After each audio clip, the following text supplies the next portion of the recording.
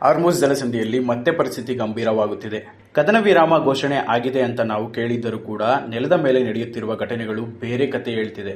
ಈಗ ಬಂದಿರುವ ಮಾಹಿತಿಯ ಪ್ರಕಾರ ಇರಾನ್ ಮತ್ತೆ ದಾಳಿ ಮುಂದುವರಿಸಿದೆ ಅನ್ನೋದು ಗೊತ್ತಾಗುತ್ತಿದೆ.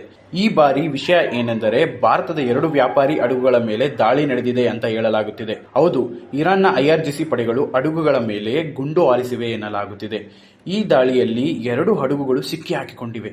ಅದರಲ್ಲಿ ಒಂದು ಹಡಗು ಹೇಗೋ ಪರಿಸ್ಥಿತಿಯಿಂದ ಪಾರಾಗಿ ಭಾರತದ ಕರಾವಳಿ ಕಡೆಗೆ ಬರುತ್ತಿದೆ ಅಂತ ಮಾಹಿತಿ ಇದೆ. ಇದು ಸಾಮಾನ್ಯ ಘಟನೆ ಅಲ್ಲ. ಆದ್ದರಿಂದಲೇ ಭಾರತ ತಕ್ಷಣ ರಿಯಾಕ್ಟ್ ಆಗಿದೆ. ಇರಾನ್ ರಾಯಭಾರಿಯನ್ನು ಕರೆಸಿ ಈ ರೀತಿಯ ದಾಳಿ ಏಕೆ ನಡೆಯುತ್ತಿದೆ ಅಂತ ನೇರವಾಗಿ ಪ್ರಶ್ನಿಸಿದ್ದಾರೆ.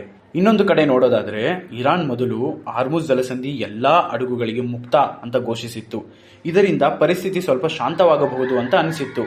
ಆದರೆ ಅಚ್ಚರಿಯ ವಿಷಯ ಏನೆಂದರೆ 24 ಗಂಟೆಗೂ ಮುಂಚೆ ಮತ್ತೆ ಜಲಸಂಧಿಯನ್ನು ಬಂದ್ ಮಾಡಲಾಗಿದೆ.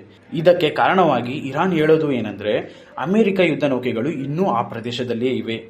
ಜೊತೆಗೆ ಇರಾನ್ ಮೇಲೆ ಅಮೆರಿಕ ಹೇರಿರುವ ನಿರ್ಬಂಧಗಳ ಕಾರಣ ಹಡಗುಗಳ ಸಂಚಾರಕ್ಕೆ ಅವಕಾಶ ನೀಡಲು ಆಗುತ್ತಿಲ್ಲ ಅಂತ ಹೇಳುತ್ತಿದ್ದಾರೆ. ಈ ಮಧ್ಯೆ ಭಾರತದ ವಿದೇಶಾಂಗ ಕಾರ್ಯದರ್ಶಿ ವಿಕ್ರಮ್ ಮಿಸ್ರಿ ಅವರು ಇರಾನ್ ರಾಯಭಾರಿ ಮೊಹಮ್ಮದ್ ಫತಾಲಿ ಅವರನ್ನು ಭೇಟಿ ಮಾಡಿ ಈ ಘಟನೆಯ ಬಗ್ಗೆ ಭಾರತದ ತೀವ್ರ ಅಸಮಾಧಾನವನ್ನು ತಿಳಿಸಿದ್ದಾರೆ. ಅವರು ಸ್ಪಷ್ಟವಾಗಿ ಹೇಳಿದ್ದು ಏನೆಂದರೆ, ಭಾರತದ ಹಡಗುಗಳ ಸುರಕ್ಷತೆ ತುಂಬಾ ಮುಖ್ಯ. ಹಾರ್ಮುಜ್ ಜಲಸಂಧಿಯಲ್ಲಿ ಸಂಚಾರವನ್ನು ತಕ್ಷಣ ಪುನರಾರಂಭ ಮಾಡಬೇಕು. ಒಟ್ಟಿನಲ್ಲಿ ನೋಡೋದಾದ್ರೆ, ಇರಾನ್, ಅಮೆರಿಕ ಮತ್ತು ಇಸ್ರೇಲ್ ನಡುವಿನ ಉದ್ವಿಗ್ನತೆ ಇನ್ನೂ ಕಡಿಮೆಯಾಗಿಲ್ಲ. ಬದಲಾಗಿ ದಿನದಿಂದ ದಿನಕ್ಕೆ ಹೆಚ್ಚಾಗುತ್ತಿದೆ. ಹಾರ್ಮುಜ್ ಜಲಸಂಧಿ ಅಂದ್ರೆ ಜಗತ್ತಿನ ಪ್ರಮುಖ ತೈಲ ಮತ್ತು ವ್ಯಾಪಾರ ಮಾರ್ಗ. ಇಲ್ಲಿ ಏನೇ ಸಮಸ್ಯೆ ಬಂದರೂ ಇದು ನೇರವಾಗಿ ಜಾಗತಿಕ ವ್ಯಾಪಾರಕ್ಕೂ ಇಂಧನ ಬೆಲೆಗಳಿಗೂ ಪರಿಣಾಮ ಬೀರುತ್ತಿದೆ.